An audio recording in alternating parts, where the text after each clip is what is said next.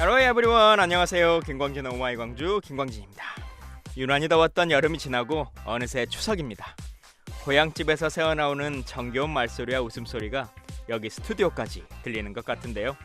오늘부터 18일 수요일까지 추석 연휴 사흘 동안 GGN 글로벌 광주 방송 김광진의 오마이 광주 1부와 2부 시간을 아주 특별하게 꾸며봤습니다. 1부에서는 중국과 베트남에서 광주로 시집온 이주 여성들의 서툴지만 정성스러운 추석 명절 이야기 함께하고요. 2부에서는 도시설계 전문가이면서 광주광역시 정책자문관이시죠. 서울시립대학교 도시공학과 정석 교수와 함께 특집 광주를 디자인하다 함께하겠습니다. 9월 16일에는 지역 생존보고서 로컬은 모두 로컬이다. 17일에는 광주시 대중교통 자전거 보도 대자보 도시의 실현, 18일 도시의 고유성 그리고 청년들, 이 세 가지 주제를 통해 광주를 새롭게 디자인하는 시간 여러분과 함께하겠습니다.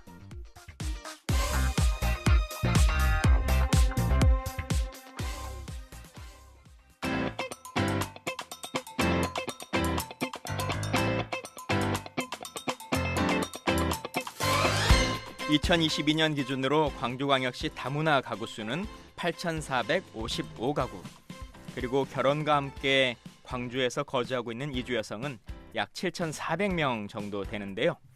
외국인 이주 여성들에게도 추석은 가족과 함께 즐기는 대명절이죠. 자라온 환경과 문화는 조금 다르지만 이제는 한국 사람으로 한국의 추석 명절을 어떻게 보내고 있을까요? 중국에서 오신 리화 씨, 베트남에서 오신 응웬티 칸반 씨 두 분 모시고 추석 명절 이야기 나눠보도록 하겠습니다. 안녕하세요. 반갑습니다. 안녕하세요. 반갑습니다. 네. 반갑습니다. 먼저 우리 리화 쌤 인사 한번 해주시죠. 안녕하세요. 저는 중국에서 온 리와라고 합니다. 만나서 반갑습니다. 예, 우리 방송이 글로벌 광주 방송이어서 네. 뭐 영어 외에도 다양한 언어로 듣고 계신 분들 계신데 기왕에 중국 분이시니까 네. 중국어로 추석 인사 한번 전해주시죠. 大家好,中秋节快乐. 생각보다 짧네요. 안녕하세요. 추석 잘 보내세요. 예. 잘 됐습니다. 자, 우리 베트남에서 오신 응웬티 칸바님, 제가 이 베트남 성조를 어떻게 해야 될지 약간 고민스러웠는데 네. 어떻게 제가 불러드리면 좋을까요? 저 이름 그냥 칸반이라고 부르세요. 알겠습니다. 우리 칸반 쌤도 청취자분들께 인사 한번 해주십시오. 네, 안녕하세요. 저는 응웬티 칸반입니다. 베트남에서 왔습니다. 만나서 예. 반갑습니다. 베트남어로는 또 어떻게 인사할 수 있습니까?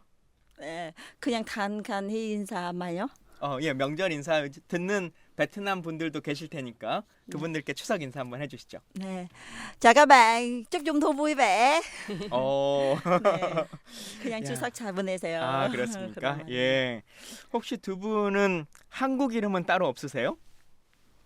네, 없어요. 저 김운하입니다. 김운하. 네. 지금 귀환 신청하고 있어서 네, 성공하면 그냥 김운하라고 그러시구나. 네, 예. 생각하겠습니다. 그러면 리화 쌤은 귀환은 아니시고 네. 중국의 국적을 맞아요. 그대로 유지하신 상태로 네네. 한국에 계신 거죠? 네네. 예. 그러면 한국에는 뭐 이제 바로 광주로 오셨는지 어쩐지 모르겠지만 그 정착의 시기는 두 분은 어떻게 되세요? 먼저 우리 리화 쌤님. 저는 2005년도에 한국에 와서 이제 2010년도쯤에 이제 광주에 정착하게 되었습니다. 네. 우리 칸반 쌤. 네, 저 2015년에 유학으로 음. 광주에서 바로 왔습니다. 초선 때 다녔는지 거기 예. 네, 연수 과정 마무리하고 거기도 석사 과정 졸업해서 거론해서 여기까지 계속 광주에서 네, 살아왔습니다. 그러시구나. 지금 광주에도 사실 한국인 유학생분들이 7,000명 가까이 뭐 이렇게 계시거든요. 그래서 그분들의 큰 선배신데 먼저 여기서 광주에서 학교를 다녀봤고 또 정착까지 하셨는데 선배로서 한마디 좀 해주신다면, 조언을 해주신다면.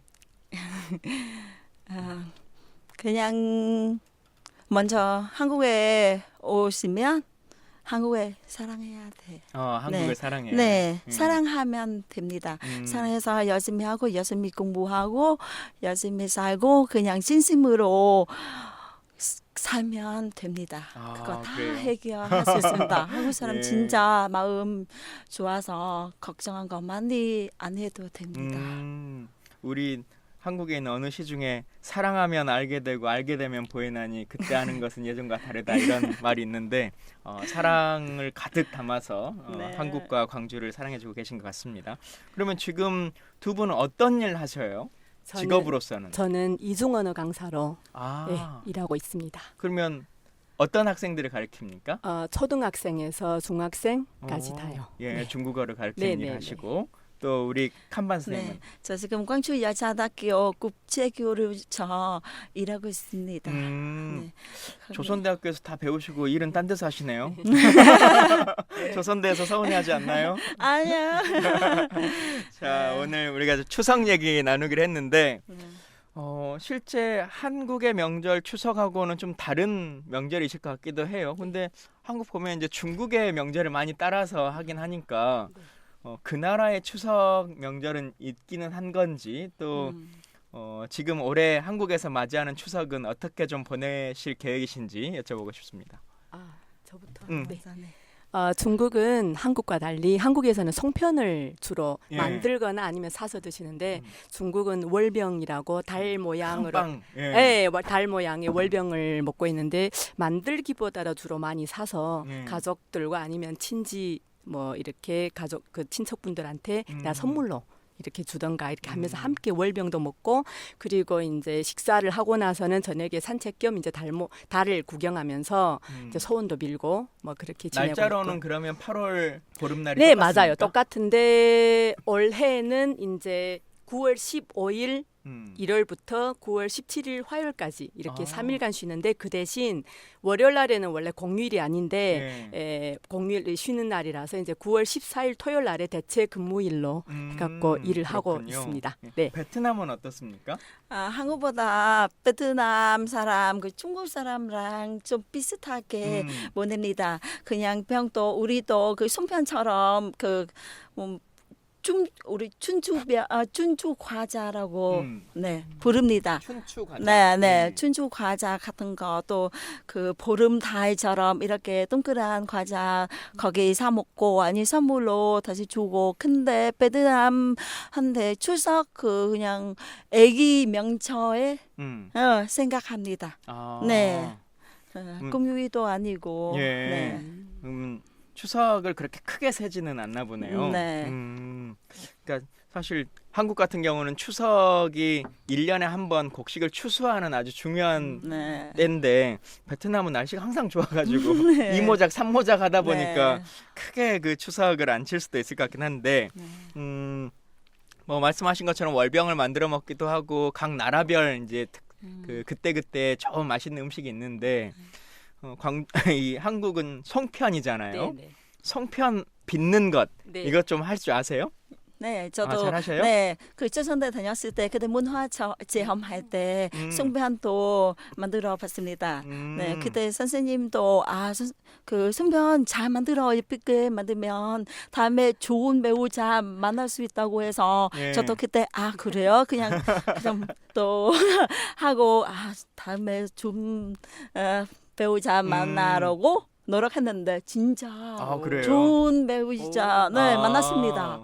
그거 소문 아니지.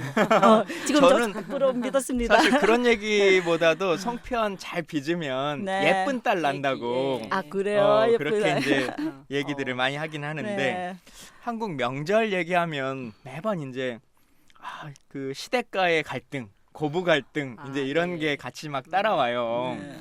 그래서 이제 오랜만에 시댁에 갔을 때 남자들은 좀 좋을 수도 있는데 편하고 이 며느리 분들은 되게 싫어서 명절 끝나고 나면 시댁에 시자도 싫어서 시금치 나물도 일주일간 안 먹는다고 뭐 이제 이런 농담을 하기도 하는데 한국 명절 보내보시면 그러면 우리 칸반 쌤은 결혼을 하신 한국인 분하고 리와 쌤은 한국인 저도 분하고 좋은 같이 사람과 결혼했습니다. 그러면 한국식 명절을 보내실 것 같은데 그러면 좀 한국의 명절 이런 건 좀 즐겁다 혹은 이런 건 조금 왜 이런 걸 하지 우리 문화에서는 좀 이해가 안 되는데라고 하는 거 좀 있을까요? 예, 리와 쌤부터. 저는 사실 시부모님과 이제 5분에서 10분 거리 되는 곳에서 살고 있어서 거의 날마다 얼굴을 봅니다. 예. 그래서 저한테는 명절이라고 특히 뭐 명절에는 제가 평소에 못 먹는 음식을 먹는 것 외에는 특별함이 평소하고 없어요. 특별한 건 없고 어. 그리고 밖에 나가면 나 딸이냐고 물어볼 정도로 아. 예. 그래서 저는 시자를 싫어하거나 그런 것도 저한테는 그런 편견이 없고 그리고 뭐 보니까 뭐죠 시어머니 뭐 발뒤꿈치 흰 것까지 싫다고 할 정도로 하는데 저는 그것에 대해서 전혀 동의를 하지는 않고 예. 왜냐하면 사람마다 자기 사정이 있기 때문에 그렇죠. 이해는 하지만 그렇게 동의는 안 하는 편입니다. 예. 네. 어떠세요? 우리 가족 그냥 전통적으로 보냅니다. 지금 네 추석 때 우리 다 그 시어머니 집에서 모여서 그 음식도 준비하고 청소도 하고 전 잡채 갈비 다 직접 만들어서 만들면서 얘기하고 그런 남편 거네. 가정이 몇 형제간이세요? 그 우리 씨 어머님 집 그 아들 4명 있습니다. 아들 4명. 네. 예. 그 요즘은 명절 되면 명절 당일날이나 뭐 이제 전날은 그 본가에 갔다가 또 그 다음 날은 처가에 갔다가 뭐 이제 순서를 바꿔가면서 하기도 하고 이렇게 하는데 그래도 명절 되면 본국의 가족들 좀 생각나지 않으신가요? 많이 생각나죠. 생각나셔요? 저도요. 네. 1년에 그러면 지금 이제 한국에 있는 식구들하고 몇 번 정도나 베트남 이렇게 들어가 보셔요? 저 보통 가능하면 설날에 갑니다. 네. 그러시구나. 음력 설날에. 그거 베트남 사람한테 제일 큰 명절이라서 그때 베트남 못 가면 엄마 아빠 너무 속상해서 저도 슬퍼서 네, 가능하면 꼭 갑니다. 행복하게 사는 모습을 많이 좀 보여주셔야 될 것 같아요. 예. 사실 한국에서 이주 여성으로 살아가는 것이 어떨까라고 하는 이야기들 저희도 가끔 뭐 얘기 나누고 하기도 하는데 직접 이렇게 모셔서 얘기 들어볼 수 있어서 저희도 좋은 것 같은데요. 우리 칸반생님, 네. 베트남에서 예전에 제가 듣기로 오래전에 호텔이나 여행사 같은 이런 사업도 하시고 네. 그런 비슷한 일들을 쭉 해오셨다고 하는데 한국으로 이주를 결정하신 가장 큰 이유는 어떤 것이에요? 네. 그때 저도 그냥 아가씨 때 K-pop 너무 좋아해서 그래요. 슈퍼주니어 그때 너무 좋아해서 그럼 K 드라마도 초등학교 때부터 날마다 보니까 한국 좋은 나라구나, 엄청 예쁜 나라구나 그렇게 계속 생각해서 그때 또 한국말 좀 배우고 그러니까 유학으로 오고 싶었습니다. 저희는 사실 이제 중국어는 그래도 한자 시간도 배우고 뭐 이제 이렇게 하니까 좀 익힐 수라도 있고 한데 네. 베트남어는 글씨를 봐도 이게 네. 그림인지 글씨인지 네, 사실 맞습니다. 좀 완전히 어려운데 달라서 엄청 예. 어렵습니다. 한국어 시작할 배우시기 때부터. 어떠세요? 느낌 좋아요. 음. 원래 그 드라마하고 케밥 계속 들으니까 엄청 좋은데 어려워요. 어렵죠. 네, 어렵습니다. 사실 한국어만 있으면 별로 안 어려운데 중국말이 섞일 때 어려워요. 이 맞아요. 사자성어가 네, 들어가고 맞아요. 한자어가 네, 들어가고 이럴 때 맞습니다. 예. 우리 그런 것들을 잘 가르쳐 주는 게 리와 쌤이실 것 같은데 다문화 엄마학교에서 지원해 주는 초졸 검정고시 지난해 만점 받으셨다. 뭐 이런 얘기도 제가 들었는데 네, 맞아요. 어떤 과목 좋아하십니까? 국어를 좋아합니다. 국어. 네. 왜냐하면 저도 언어 강사다 보니까 예. 당연히 제일 잘해야 되는 것이 그 언어에 대한 이해, 기초 지식, 배경이 든든해야 되고 그리고 이제 언어를 통해서 이제 여러 가지 소통 뭐 그런 문화도 접하는 거니까 가장 기초적인 것이 언어라고 생각을 하고 그리고 이제 한글은 사실 소리 문자라서 그렇죠. 예, 그냥 쓰기도 편하고 듣기도 그리고 말하기도 엄청 편한 문자라고 생각을 해요. 그래서 참 세종대왕님이 너무 훌륭하고 대단하신 것 같다라는 생각이 근데 들었습니다. 중국에서 이미 대학까지 다 나오셨잖아요. 네. 근데 대학을 나오고 나서 여기서 뭐 한국의 다른 대학을 간 것도 아니고 저 초등학교 검정고시를 말씀을 드리면 저 순천에서 순천대학교 일일문학과 졸업을 했어요. 그러시구나. 예. 그러면은 대학을 하시는 건 하시대로 한데 초졸 검정고시를 따로 또 그렇죠. 한번 보신 겁니까? 그렇죠. 네. 왜냐하면 사실 뭐 아시다시피 저희들이 몇십 년 전에 배운 방법이랑 현재 방법이랑 완전히 현저한 차이가 있기 때문에 예. 애들 눈높이에 맞게 이제 현실을 다루려 하다 보니까 음. 제가 먼저 솔선수범해서 공부를 하고 그리고 이제 아이들하고 같이 소통을 하면 더 이야기가 잘 되고 아이들이 엄마가 무식하다고 널리진 않을 것 같다. 그래서 예. 근데 아까 리와 쌤이 시어머니랑 같이 다니면 딸 네네. 같다고 네네. 사람들이 이제 본다고 하는데 네네. 저희도 얘기를 나눠보니까 외모적으로도 사실 아. 중국 분이신지에 대해서는 별로 태가 나지도 않고 목소리 톤이나 이 발음도 전혀 그 외국어의 성조가 느껴지지가 않으시는 것 같아요. 한국어 공부를 어떻게 하신 겁니까? 저는 사실 조선족인데요. 예. 아시다시피 중국의 그 조선어랑 한국의 한국어는 완전히 그 맞아요. 사용하는 용어가 달라요. 음. 예를 들어서 뭐 편견이라고 하면 저희는 편견이라고 안 하고 또 다른 언어라고 이야기를 하고 뭐 예를 들어서 뭐 구실을 못한다 뭐 이런 식으로 하면서 예. 핑계 구실 이런 단어 사용에서도 현저한 차이가 있기 때문에 음. 처음에는 사실 한국에 2005년대 유학을 와서 너무 괴로웠어요. 음. 왜냐하면 밖에 나가면 외국에서 왔어요. 저는 이 말에 대해서 되게 좀 상처를 받았다라고 생각이 들었어요. 굳이 그렇게 이야기를 안 하셔도 되는데 예. 꼭 집어서 이야기하시니까 그래서 제가 마음을 먹었죠. 내가 여기에서 잘 살아남으려면 일단 한국어부터 마스터를 해야겠다라고 해서 이제 그리고 저는 학구열이 좀 높고 잘하고 못하고는 제 몫이 아니지만 예. 제가 노력하고 안 하고는 제 몫이기 때문에 이제 음. 최선을 다해서 열심히 살아보려고 했던 것 같습니다. 자, 그러면 두 분 나는 그래도 한국 문화에 한국 사회에 잘 적응하고 있다. 아니다. 점수를 스스로 매겨 보신다면 전혀 85점. 85점. 저는 95점. 야. 사실 저희도 뭐 유학 생활 한다고 외국 가서 잠깐 있어 보기도 하고 뭐 하는데 별로 영어도 안 늘고 잘 안 되는데 이렇게 귀화해서 오신 분들 혹은 이주로 오신 분들 보면 한국어 정말 빨리 잘 배우시는 것 같아가지고 부럽기도 하고 대단하기도 하고 뭐 이제 그런 생각이 들기도 합니다. 두 분은 아까 이제 가정은 다 이루어서 살고 계시는 것 같은데 네. 자녀분들은 혹시 있으십니까? 네, 저는 1학년 딸 아이하고 6학년 그 아들 2명을 둔 엄마입니다. 예. 네. 저 3살 딸 하나 있습니다. 딸 하나. 네. 예, 그러시구나. 그 이제 한국 사회에서도 여러 이제 고민의 지점들이 다문화 가정이 이제 좀 활성화된 지가 30년 정도의 시간이 흐르다 보니까 2세 가정에 있는 분들의 자식들이 다 이제 20대, 30대가 돼가고 있어요. 그래서 군대를 가야 되는 사람들도 있고 또 대학 진학을 하는 사람들도 있고 직장을 잡는 사람도 있고 하다 보니까 한국의 여러 제도들도 막 변경이 많이 돼가고 있는데 그러나 여전히 뭐 사람에 따라서 보는 시선에 대한 어떤 것도 있을 것 같고 아이들과 함께 한국 사회에서 이렇게 살아가실 때 우리 사회 구성원으로서 많은 분들이 이제 노력을 서로 하고 있지만 이런 부분은 좀 더 달라졌으면 좋겠다라고 하는 부분은 좀 어떤 게 있으세요? 선생님 먼저.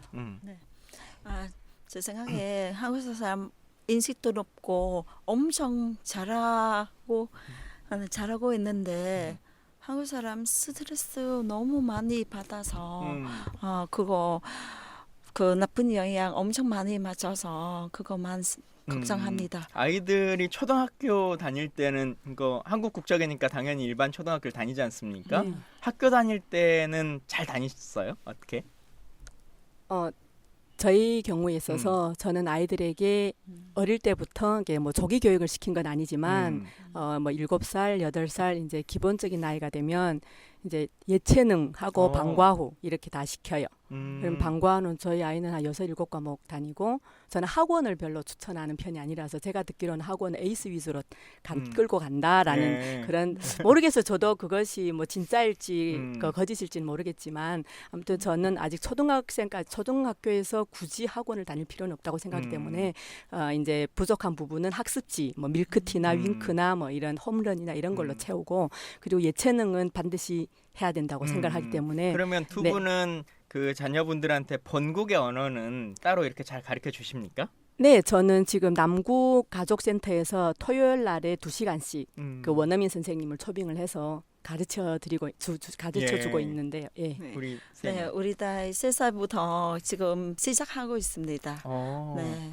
사실 베트남어도. 그 친구들이 이중 언어를 아주 자연스럽게 쓸 수 있는 좋은 자원이잖아요. 국가적으로 보면. 네, 네. 그래서 국가에서도 그 지원들을 계속 이제 하려고 노력을 해가고 있는데 다문화 가정에 계신 분들도 잘 활용하고 계셨으면 좋겠다는 생각이 들기도 합니다.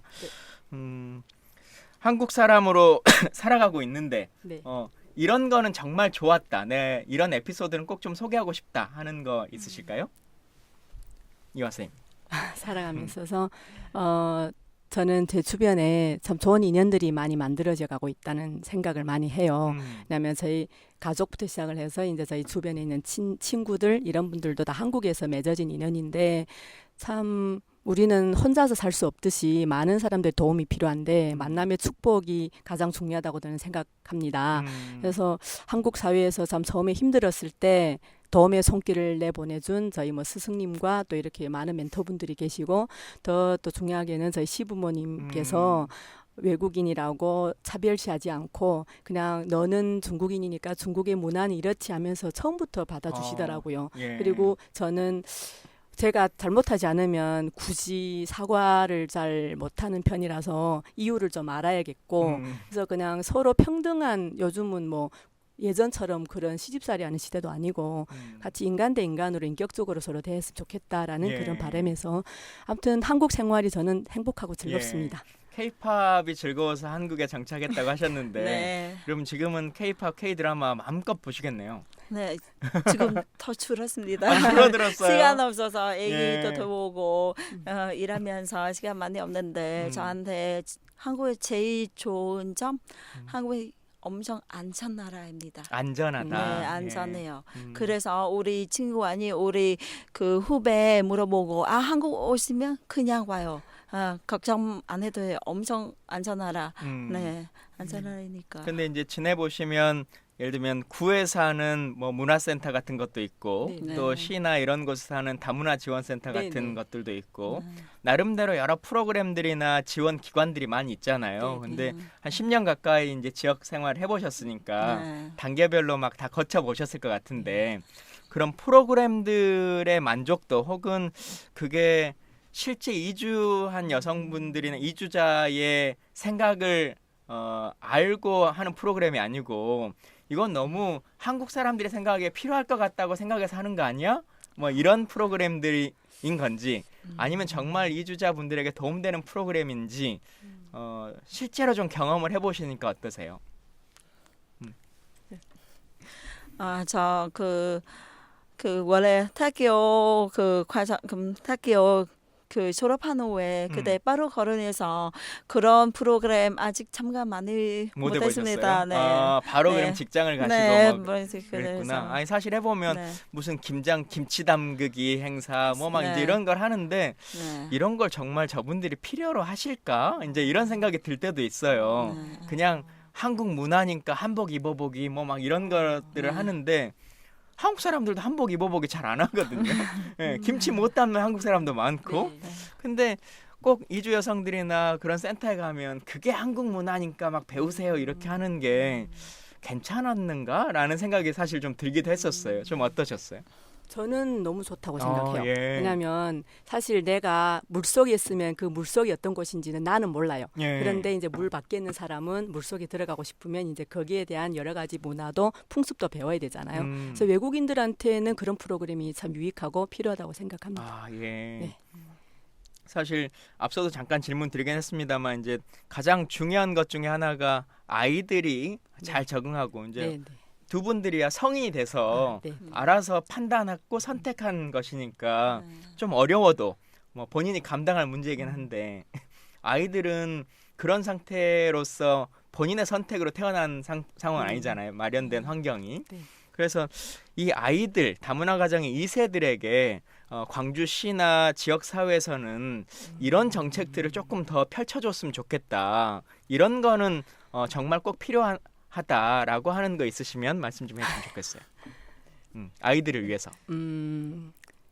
그 뭐죠, 뭐 캠프 이런 것도 한번 예. 이게 예를 들어서 대학교에는 그 자매 결연 이런 프로그램이 있어서 예. 주로 같이 뭐 이렇게 중국 예를 들어 중국이라면 중국 친구들이 한국에 오고 한국 친구들이 중국 가면서 이렇게 자매 결연이 잘 이루어지는데 우리 아이들도 뭐 길게는 아니지만 단기 체험으로 좀 이런 프로그램이 조금 있었으면 좋지 않겠냐라는 생각이 듭니다. 예.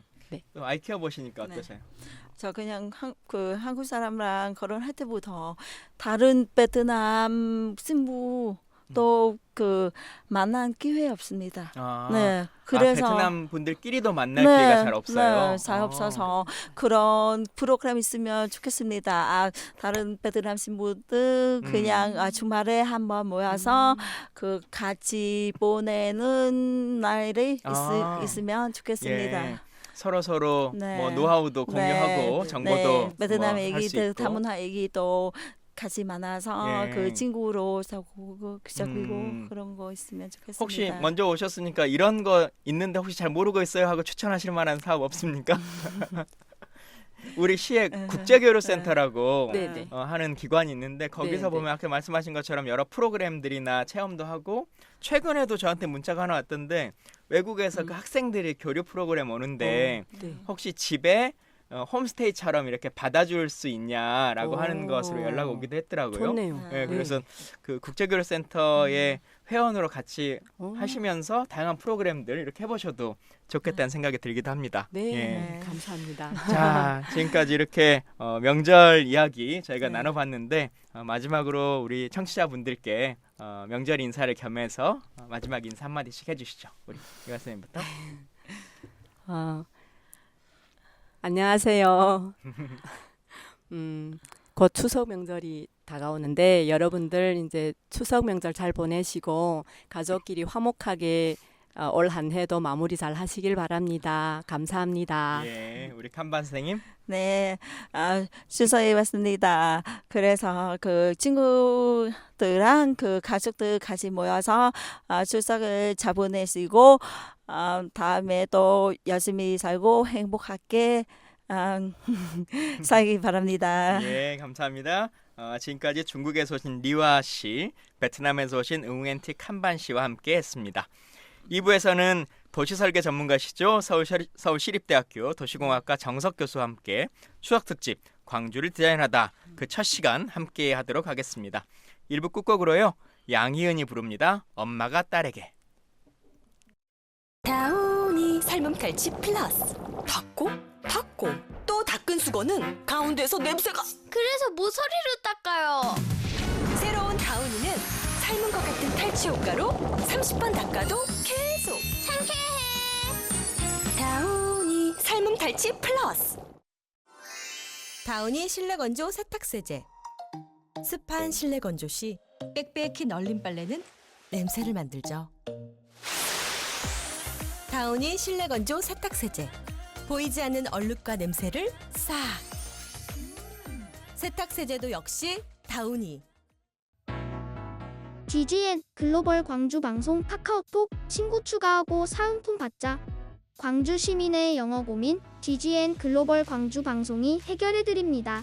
지금 카카오톡에서 GGN 글로벌 광주 방송을 친구 추가하시면 쉽고 유용한 영어 학습 콘텐츠를 무료로 발송해드리고 추첨을 통해 사은품도 드립니다. GGN 987 잊지 말고 친구 추가하세요. 자세한 사항은 글로벌 광주 방송 홈페이지에서 확인 바랍니다. 광주 시민 영어 양상 프로젝트 광주 톡톡. 안녕하세요. 전국민 안전 캠페인 홍보대사 오나라입니다. 급하게 서두르다 보면 사업장에서도 안전사고 많이 생기죠?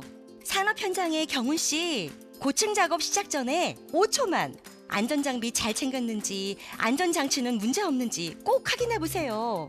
찌개 맛집 이사장님, 뜨거운 불 앞에선 5초만. 소화기는 구비되어 있는지, 환기는 잘 되고 있는지 꼼꼼히 살펴보세요. 빨리빨리 하기 전에 5초만 조심하면 모두의 안전이 계속됩니다. 오늘부터 시작해볼까요? 다 함께 5초만. 5초만. 공익광고협의회.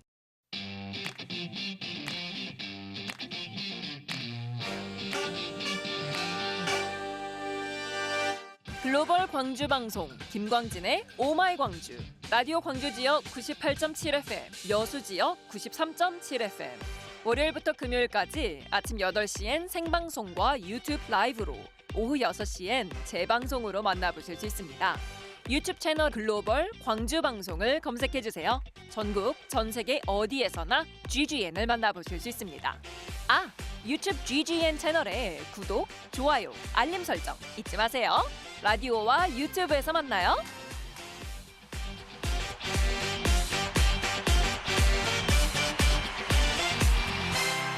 You're listening to Kim Gwang-jin's OMG, Oh My Gwangju.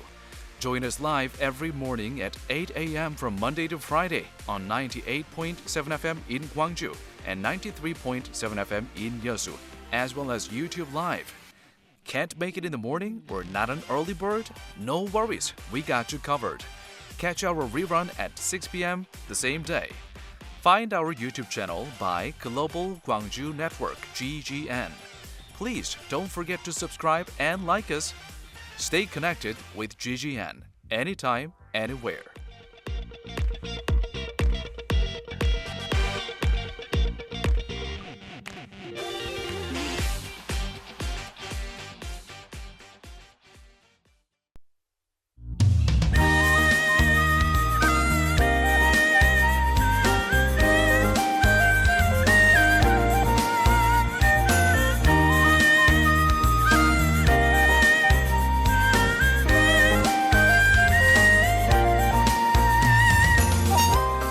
김광진의 오마이 광주 추석 특집 함께하고 계십니다. 요즘 지역이 화두인데요.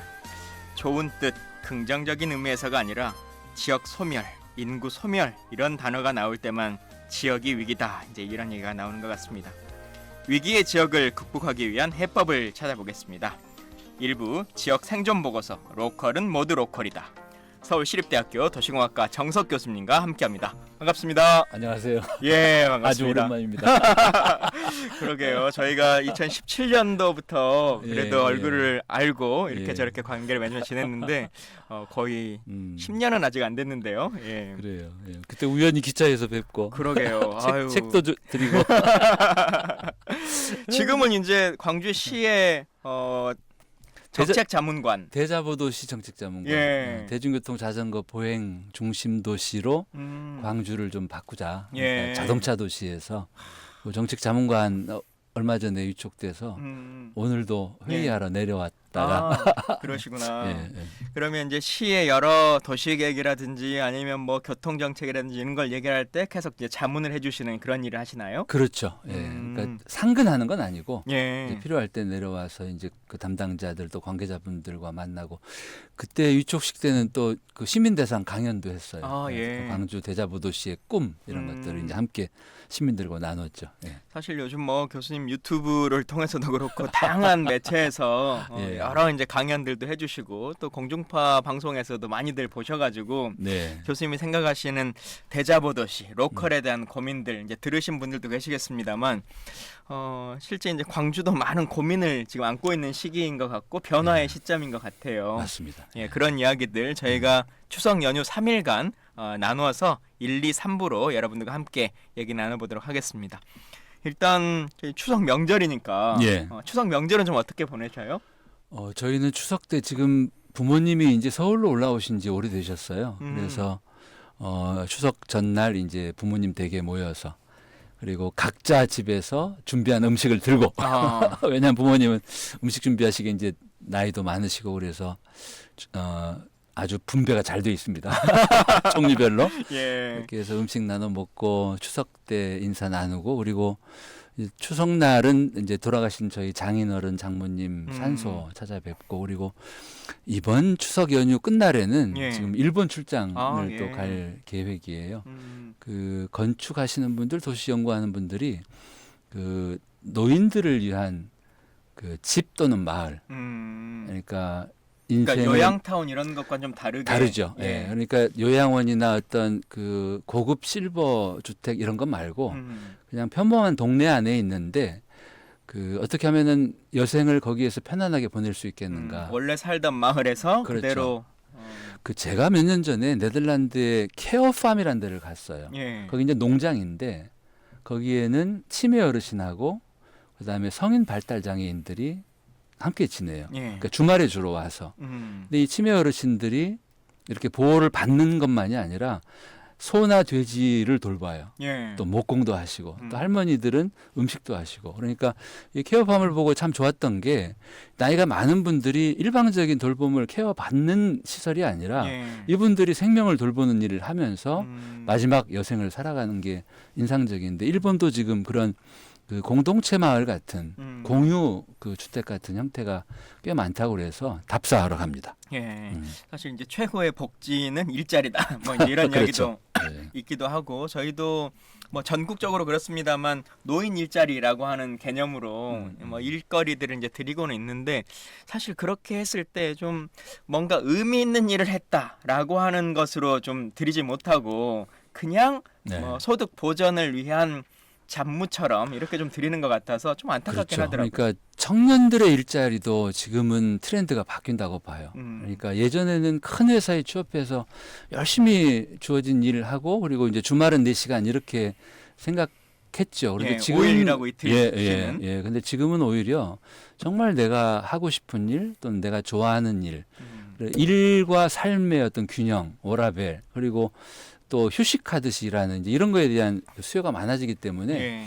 일자리도 많이 다변화되는 것 같고 그리고 특히 이제 인생을 마무리하는 자리에 있는 이제 중장년들 노인들의 일자리는 저는 자존감 또는 자기 삶에 대한 보람을 다시 확인하는 예. 그리고 내가 뭔가 이 세상에 참 좋은 기여를 했구나 하는 그런 걸 느끼면서 이렇게 삶을 마무리하는 게 아름다운 예.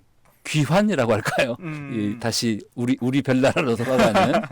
그래서 그런 어떤 의미도 굉장히 중요한 것 같아요. 예. 일자리의 의미. 예. 저희가 연휴 3일간 3일에 걸쳐서 첫날은 로컬은 모두 로컬이다라고 하는 주제로 둘째 날은 광주광역시의 대중교통, 자동차 보행자, 대자보 도시 실현이라는 주제로 셋째 날은 도시의 고유성 그리고 청년들이라고 하는 주제로 이제 3일에 걸쳐 얘기 나눌 건데요. 오늘의 주제 로컬은 모두 로컬이다라는 얘기를 이제 좀 깊게 얘기 나눠봐야 될 것 같은데 우리가 지역에 산다 이런 네. 얘기도 하고 지방에 산다 이제 이런 이야기도 하고 수도권과 비수도권 뭐 이렇게 평가하기도 하고 좀 요즘 보면 한국말로 했을 때 좀 폄하되는 것 같으면 그냥 다 영어로 대충 하면 그런 면도 이게 있죠. 폄하한 거 예, 아닌가 예. 싶어서 로컬 뭐 예. 최근에 뭐 글로컬 이제 이런 예, 말도 예. 쓰고 막 하는데 지방과 지역 뭐 이런 용어적 개념이 예. 학술적으로 하나 뭐 법적으로 정확히 있는 건가요? 원래 이제 지방이라고 하는 말은 그 우리나라 이제 행정구역이 나뉘어져 있죠. 그러니까 다 지방이에요. 예. 그러니까 서울도 지방이에요. 음. 왜냐하면 서울지방경찰청, 뭐 서울지방병무청 이렇게 이제 그 기관의 이름 앞에 지방이 붙죠. 그러니까 서울지방, 부산지방, 광주지방 이런 식으로 예. 우리 행정구역이 나뉘어져 있는 각각의 장소들을 다 지방이라고 부르는데 언젠가 이제 서울과 수도권 그리고 그 나머지가 지방이다. 예. 그러니까 변방이다. 이제 뭔가 이런 서울에 있는 예. 경찰청은 서울지방경찰청보다 중앙청 이제 이런 느낌이고. 예. 그래서 지방이라는 말이 이제 이렇게 좀 중심에서 멀리 떨어져 있는 약간 그 좀 변방 이런 의미로 들려서 지방이란 말을 이제 좀 쓰기를 기피하는 경향이 있고 그다음에 이제 지역이란 말로 대체해서 써요. 그런데 예. 지역이란 말은 그 두 가지 의미가 있어요. 하나는 그냥 모든 지역, 로컬이란 뜻이고 또 하나는 영어로 region이라고 하는데 예. 이 region은 사실은 도시보다 조금 더 광범위한 지역. 그러니까 도시 계획, 그다음에 뭐 경기 지역 계획 이런 식으로 지역이라는 말이 갖는 어떤 중의적인 의미. 약간 섹터를 이렇게 섹터를 구별짓는? 표현하기도 하고 그냥 그 영어로 우리말로 지방, 그냥 이곳 다 로컬 지방의 지역이다 이렇게 쓰기도 했죠. 그래서 그런지 이제 언제부턴가 특히 이제 젊은 세대들이 로컬이란 말을 씁니다. 예. 그러니까 로컬은 기본이 이제 두 가지인데 하나는 고유성. 예. 그러니까 광주도 로컬이고 예를 들어서 뭐 전주도 로컬이에요. 그럼 광주는 광주다운 로컬리티가 있는 거죠. 광주의 고유성이 있고 전주의 고유성이 있고 그래서 로컬이라고 하는 말에 담긴 가장 중요한 의미는 저마다 다르다. 그런데 문제는 이게 등급이 있는 게 아니라는 거예요. 예. 중심과 주변이 있는 게 아니라 다 동등하다, 대등하다. 독자성을 예, 가지면서 독자성을 가지고 있다. 예. 그런데 이제 이 로컬이라는 말의 또 그 상대 개념이 글로벌이죠. 그렇죠. 언제부턴가 이제 세계화. 근데 이 글로벌이라는 말이 물론 긍정적인 의미도 있어요. 우리가 전 세계인들이 함께 하나의 어떤 스탠다드로 서로 만나고 서로 소통한다. 그런데 자칫 세계화는 글로벌이 아닌 나머지 로컬이 더 후진 것이다. 이렇게 오해할 경향도 있죠. 그리고 실제로 세계화하는 과정에서 많은 로컬의 고유성이 또 죽어갑니다. 그래서 이제 글로벌을 지향하되 로컬을 존중한다. 로컬을 살린다 해서 예. 글로컬이라는 말까지 나왔고. 한참은 가장 한국적인 것이 가장 그렇죠. 세계적인 것이다. 예, 이제 예. 이 말을 여기저기에 막 써먹기도 하고 맞습니다. 그랬었는데요. 예. 그래서 예. 이제 저도 그 최근에 낸 책 제목이 행복 앳 로컬. 어. 그러니까 로컬에서의 행복. 그러니까 로컬이 더 행복할 수 있다. 예. 이제 이런 의미로 로컬이라는 말을 요즘에는 많이 씁니다. 그래서 이제 각 지역의 지역다움, 로컬다움 이제 이렇게 해서 로컬리티 뭐 이제 이런 말들도 좀 쓰는 것 같은데 예. 예를 들면 전주하면 한옥마을 같은 그 음. 전통이 살아있는 도시 이제 네. 이런 이미지들이 있고 부산하면 바다도 있으면서 영화의 도시 이제 이런 그렇죠. 느낌도 예, 있어요. 예. 외부에서 이렇게 바라보시면 광주는 어떤 로컬리티를 좀 지니고 있는 것 같으신가요? 광주는 뭐 우리나라 민주화, 예. 성지, 민주인권 평화의 예, 도시. 예, 예. 그리고 또 무등산 음. 상징하는 것도 있을 테고 그리고 또 역시 남도의 맛과 멋의 도시. 아따 솔찬이 도시오구만. 그래서 광주는 광주다움이 있죠. 그리고 같은 호남이지만 또 전북, 전남이 다르고 저는 이제 고향이 전주인데 전주와 또 광주가 비슷한 게 있고 또 다른 게 있죠. 그렇죠. 예. 그래서 이 로컬은 그 저마다 다르지만 그래서 더 다채롭다. 그러니까 옳고 그르고 좋고 나쁘고 고급지고 후지고 이런 개념이 아니고 그러니까 다르다. 그러니까 다양성, 다채로움. 사람도 그렇잖아요. 사람도 우리가 인권을 얘기할 때 이렇게 인종이나 이런 걸 차별하면 안 되잖아요. 예. 성을 차별해도 안 되고 무슨 계층을 차별해도 안 되고. 그러니까 저마다 다르죠. 그렇지만 다르기 때문에 더 풍성해지고 더 다채로운 거죠. 그런 것처럼 이 로컬도 똑같으면 재미없어요. 같은 전남도 광주 다르고 한평 다르고 영광 다르고 목포 다르고 무안 다르고 신안 다르고 그렇게 저마다 조금씩 다른 그 로컬리티가 어쩌면 대한민국을 더 풍부하게 풍성하게 해준다 그렇게 생각합니다. 근데 이제 각자의 독자성은 가지고 있어도 사실 사람들이 살아가려면 교육의 상황들, 뭐 문화적 인프라의 상황들, 예. 교통의 상황들 이제 이런 것들이 사실 나 지역에 뭐 해남에 살아도 저 고흥에 살아도 나도 대학병원급의 어떤 맞아요. 의료 진료 예, 서비스를 예. 받고 싶고 나도 예술의 전당 같은 데서 오페라도 좀 손쉽게 저렴하게 보고 싶고 근데 사실 요즘은 시골들에 가면 산부인과 병원조차도 없는 그렇죠. 곳들이 이제 예, 많단 예, 말이에요. 근데 그런 현실적인 환경을 그대로 두면서 지역의 고유성을 인정하십시오, 지역을 사랑하십시오라고 외치는 것이 너무 뜬구름 잡는 것 같은 이야기 아닌가 예. 하는 생각도 들기도 하거든요. 그러니까 이제 제 전공이 도시공학 중에 이제 도시 설계예요. 도시 설계. 근데 도시 설계가 하는 일이 매우 다양합니다. 그런데 그 핵심을 두 가지로 요약하면 예. 하나는 기본 튼튼이에요. 기본 튼튼. 예. 도시의 기본을 튼튼하게 하는 것. 두 번째는 매력 뿜뿜. 아까 말씀드렸던 고유성, 로컬리티. 그러니까 광주의 도시 설계. 첫째는 광주는 기본이 튼튼한가. 여기에 이 기본에 해당되는 것은 여러 가지가 있습니다. 재해나 재난으로부터 안전한가. 또 시민들의 이동은 편안한가. 또 기후위기나 이런 상황에서 우리가 환경과 생태를 존중하면서 이 광주가 살아가고 있는가. 예. 여러 가지가 있겠죠. 또 뭐 주택, 주거 여건이라든지 아까 말씀하셨던 이제 문화 예술 이런 기반 시설들이 어떤가 이런 것들이 기본에 해당되는 거고 또 하나가 이제 아까 매력이라고 했는데 이게 바로 고유성이죠. 그래서 도시 설계는 우리 도시가 시민이 살아가는데 불편함이 없도록 기본을 잘 다져주고 그다음에 우리 도시만 갖고 있는 매력 다른 도시 다 있는 것 말고 우리 도시만이 가지고 있는 차별화된 매력을 잘 살리는 일 이렇게 볼 수 있죠. 그런데 요즘의 경우에 지금 가장 큰 문제는 우리 인구 절반이 수도권에 살고 있어요. 그렇죠. 수도권은 인구가 너무 많아서 문제. 나머지 지역은 인구가 너무 없어서 문제. 이 극심한 지금 불균형과 쏠림의 문제예요. 그래서 이 대한민국에 우리가 지금 겪고 있는 모든 고통의 근원은 저는 이 인구의 쏠림에 있다고 봐요. 이 쏠림 문제를 해결하고 그다음에 이제 인구가 좀 줄고 있잖아요. 인구가 자꾸 줄고 있으면 작은 소도시들이 인구가 주니까 작은 소도시마다 문화의 전당 만들 수는 없죠. 예. 그러면은 내가 그 작은 소도시의 장점을 누리면서 거기에 사는데 대도시에 또 있는 것들을 내가 또 즐겨야 될 거 아니에요. 예. 필요한 게 뭐예요? 이동이죠. 대중교통망이 잘 짜여져 있으면 저는 대도시는 대도시대로 그리고 중소도시는 중소도시대로 농사노촌은 농사노촌대로 저마다 장점이 있으니까 그것들을 우리가 공유하며 살 수 있다. 근데 지금은 그런 이동이 불편하니까 자가용이 없으면 고립되니까 다 힘든 거예요. 네.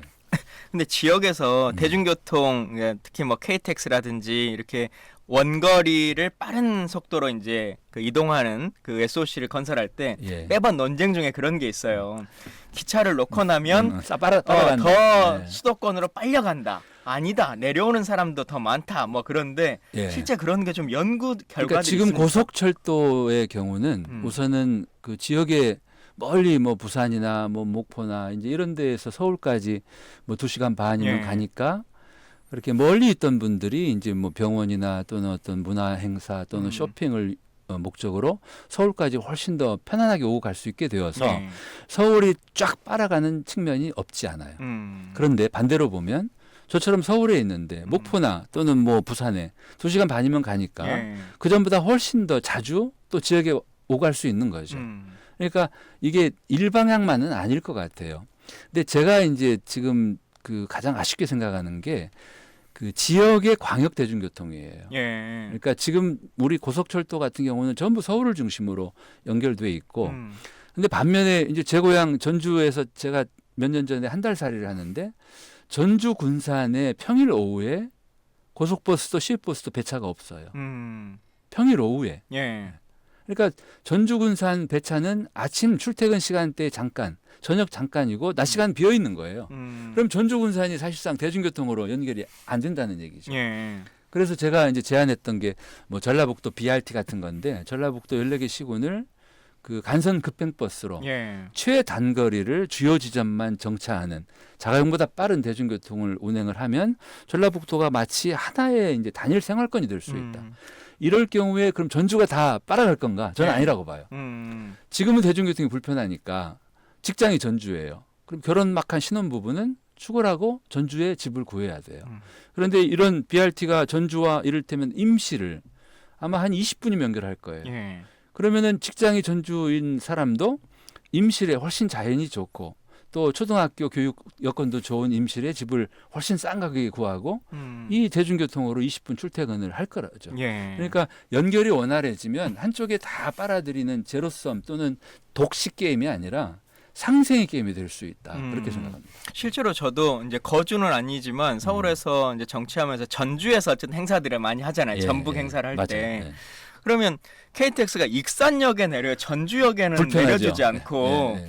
근데 익산역에서 내리는 어떤 교청편이 있으면 좀 타고 가보려고 했는데 결국은 그 행사장 시간을 못 맞추겠더라고요. 예, 그래서 맞아요. 또 렌트카를 빌려가지고 아니면 택시를 타거나 이렇게 이제 예, 이동을 한 예. 경험이 있는데 왜 좀 큰 도시에다가 KTX를 놓지 이런 생각도 들기도 하고 그러니까 이제 연결편을 좀 만들어주기 싶기도 하던데. 그 유럽 도시들을 보면 유럽에 여러 나라들이 있고 또 여러 도시들이 있어요. 예. 그런데 기본적으로는 유럽도 고속철도가 이제 이 가장 빠른 이동 수단이고 고속철도를 타고 예를 들어서 뭐 파리나 또는 뭐 저 독일의 큰 도시에 딱 내리면 예. 역 바로 앞에 트램이 있어요. 그럼 그 트램을 타고 다시 소도시까지 한 방에 갈 수 그렇죠. 있죠. 다 이동해 갔죠. 그러니까 이게 다 연결되어 있는 거예요. 음. 더군다나 유럽은 국경을 넘어서까지. 그러면 우리 같으면은 익산역에 이제 호남선이 서울에서 익산 지나서 이제 목포에 가고 전라선은 서울에서 익산 와가지고 이제 전주로 이렇게 해서 여수까지 가거든요. 그러니까 SRT 같은 경우에는 최근에 전라선이 개통이 됐지만 그 전까지는 익산까지밖에 안 와요. 그러니까 익산에서 이제 갈아타거나 기차를 아니면은 익산역에 내리면 역 앞에 유럽의 트램 같은 이 대중교통이 딱 대기하고 있어서 그걸 타고 전주까지 최단거리로 오게 해야 되는데 우리의 약점이 이거라는 거죠. 그러니까 대중교통 연결이 원활하지 않으니까 따로따로 노는 거예요. 근데 안타까운 게 왜 전주군산, 전주익산 이렇게 연결이 안 돼? 내가 이제 그 친구 원광대 교수한테 물었더니 그걸 연결해주면 전주가 다 뺏어갈까 봐.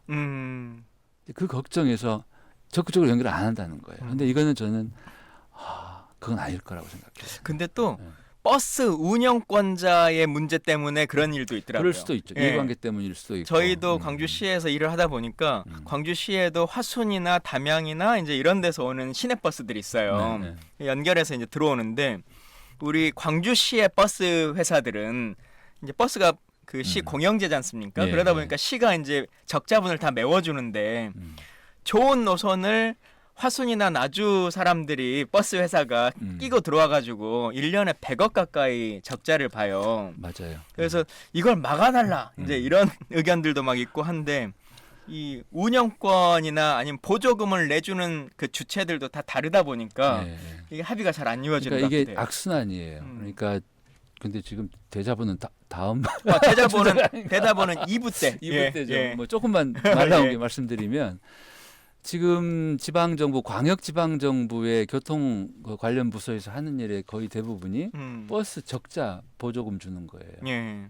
이 악순환이죠. 왜냐하면 대부분이 자가용을 타고 다니고 그러다 보니까 버스는 또 개개의 민간이 운영을 하고 그러면 민간 버스 회사가 이익을 내려면 사람들을 다 태워야 되니까 노선은 굉장히 굴곡되고 멀어지고 그리고 배차 시간은 길어지고 그러니까 계속 적자고.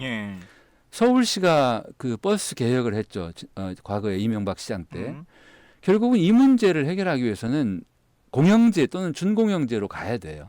그래서 버스 회사들이 각자 도생하는 게 아니라 가장 효율화된 교통망을 짜고 그리고 그 이익을 배분해 줘야 되는 거죠. 그러니까 대중교통 지금 지역의 버스가 이 우리 집에서부터 내 집에서부터 목적지까지 다 모든 사람들을 연결해 주면 노선은 너무나 길어져요. 그러니까 이걸 해결하는 방법은 간선 노선을 만들고 그러니까 최단거리로 주요 지점만 연결하는 그리고 거기를 빨리 이동시켜주고 거기에 정류장에 내려서 그 지역의 목적지까지 환승하는 이 시스템을 만들고 여기에 관여하는 모든 회사들이 이익을 서로 같이 나누는 방식으로 가야 되는 거죠. 그래야 버스가 훨씬 더 빠르고 또 유리해질 수 있죠. 대자보도시 이야기는 내일 저희가 또 방송에 좀 더 깊게 얘기 나눠보고요. 지역에 대한 고민으로 다시 좀 돌아가 보겠습니다. 사실 지역이 위기다 뭐 이런 말이 하루 이틀 있었던 이야기도 아니고 역대 모든 정부도 뭐 지역 균형 발전이라고 하는 것을 우리는 안 하겠습니다 이렇게 말한 정부도 없고 문재인 정부 뭐 윤석열 정부에서도 지금 지방시대위원회 뭐 이런 거 만들어가지고 세제 개편이나 여러 가지 것들을 이제 주장하고 있는데 대표적으로 뭐 노무현 정부 때 수도 이전, 공공의 이전 뭐 이제 이런 논쟁들도 있었고요. 근데 왜 이 문제는 해결이 안 될까요? 실제로 더 강한 드라이브가 필요한데 정책이 부족한 것인지 아니면 뭐 실제로 가능성이 없는 답이 그냥 하는 척만 서로 할 수밖에 없는 것인지 어쩝니까? 그러니까 의지가 조금 적었거나 그러니까 정말 이 균형 발전을 기필코 이루겠다라고 하는 의지가 없고 그냥 하는 척만 했던 경우도 많고 의지가 강했는데 그리고 방향도 잘 잡았는데 그 정책을 실현하는 수단 선택에 문제가 있었던 경우도 있고 노무현 정부는 사실은 굉장히 의지가 강한 정부예요. 수도를 옮기겠다고 할 정도니까. 그렇죠. 그리고 공공기관을 대거 이 수도권에 있던 공공기관 100여 개를 비수도권으로 옮겼죠. 그거 잘한 정책이에요. 그런데 제가 안타깝게 생각하는 게 공공기관을 지방에 옮긴다는 명분으로 비수도권 지역에 신도시를 너무나 많이 동시에 건설한 거예요. 혁신도시, 기업도시 그렇죠. 뭐 여러 가지 혁신도시 만들었죠. 10개, 기업도시 7개, 세종시에 도청 소재지 이전 신도시 3개, 거의 20개예요. 그러니까 비수도권 지역에 20개의 신도시를 논밭을 갈고 새로 동시에 지었다는 거 한번 상상해 보세요. 가장 첫 번째는 어마어마한 보상가가 동시다발적으로 풀립니다. 예. 논밭 갖고 있던 분들 수용해야 되니까 이 돈이 어디로 갔을까? 서울의 집사. 서울에 집 사는데 그럼 자연스럽게 부동산 가격을 끌어올렸겠죠. 음. 그리고 이미 비수도권 지역의 원도심은 중소도시 원도심은 텅텅 비어 있었어요. 진주도 그렇고 광주도 그렇고 전주도 그렇고. 그러면서 또 원도심 활성화 예산을 1년에 뭐 몇백억씩 또 쏟아붓잖아요. 그렇죠. 그러니까 네. 공공기관을 원도심 지역으로 비어있던 곳으로 넣어줬으면 우리 광주도 여기 뭐 전일 방직도 있고 얼마나 많아요. 이런 예. 지역에 전주 같으면은 전주 원도심 지역이 텅텅 비어 있거든요. 거기에다가 공공기관을 미니 재개발 같은 거 해서 집어넣었다면 주변에 이미 기반 시설이 다 있으니까 이 공공기관에 이전에서 온 공무원들이 가족들 데리고 와서 잘 살 수 있는데 신도시를 다 건설했으니까 신도시에서 도로 뚫고 제일 먼저 지은 게 공공기관이에요. 예. 공공기관만 달랑 있는 곳에 공무원들이 어떻게 가족들 데리고 와서 살 수 있어요. 그러니까 그런 여러 가지 그 문제들이 따른 어떻게 보면 후유증이 큰 방식을 선택해서 결국은 혁신도시를 채운 거는 수도권에서 공무원들과 공기업 근무자들과 가족이 온 게 아니라 인근 지역에서 맞아요. 오히려 다 빨아가는. 그래서 오히려 더 비수도권 지역을 힘들게 했던 그러니까 패착이다. 사실 아무 문화생활과 인프라도 없이 제가 부시장되고 처음에 어느 기관을 이제 방문했는데 거기가 신규 산단에다 이제 예, 만들어진 것이었어요. 그 직장에 근무하는 분이 저한테 이런 민원을 제시하더라고요. 제가 스타벅스를 유치해달라고까지는 요구도 안 합니다. 근데 예. 밥 먹고 나면 백다방 하나라도 있어야 그렇지. 예. 뭐 커피라도 마실 거 아닙니까? 근데 이 허허벌판에 공공기관 이전이라고 해놓고는 어디 가서 밥 먹고 나서 시간을 보낼지 모르겠다. 맞아요. 이런 지금, 얘기를 하던데. 그러니까 지금 대한민국의 가장 큰 문제는 지금 위기 아닙니까? 인구가 막 급격히 줄어요. 예. 그런데 보세요, 광주도. 지금 광주에 새로운 아파트나 이 주거를 막 수천 세대를 지금 개발하고 있죠. 그렇죠. 아마 전국에서 아파트 제일 많이 짓는 도시가 광주일 거예요. 저희가 전체 주거의 82%가 아파트입니다. 그러니까, 예. 그러니까 이게 지금 이런 상황에 맞는 정책일까? 저는 이제 근본적인 문제는 여기 있다고 봐요. 그러니까 더 큰 문제는 대한민국 인구의 절반 이상이 수도권으로 지금 수도권이 블랙홀처럼 빨아들이는 게 문제고 예. 인구가 급격히 주는데 왜 대한민국 국토 전반에서 아직도 이렇게 대규모로 신개발 또는 재개발을 할까? 이미 원도심은 텅텅 비어 있는데 텅 빈 곳을 채우고 고치고 해도 얼마든지 도시를 살릴 수 있는데 원도심은 그대로 두고 자꾸 바깥에다가 새로운 대도시를 신도시를 개발하고. 근데 약간 원도심을 그 바꾼다라고 하는 게 그냥 뭐 벽화 그리고 막 이제 이런 느낌으로 이제 많이들 다가오는 것 같아요. 도시재생 제대로 해볼게요.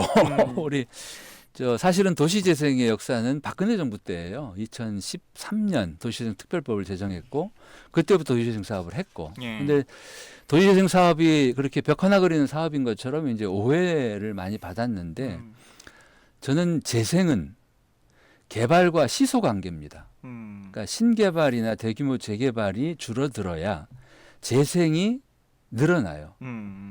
활성화돼요. 뭐 좋은 예가 아파트 재건축과 리모델링입니다. 그렇죠.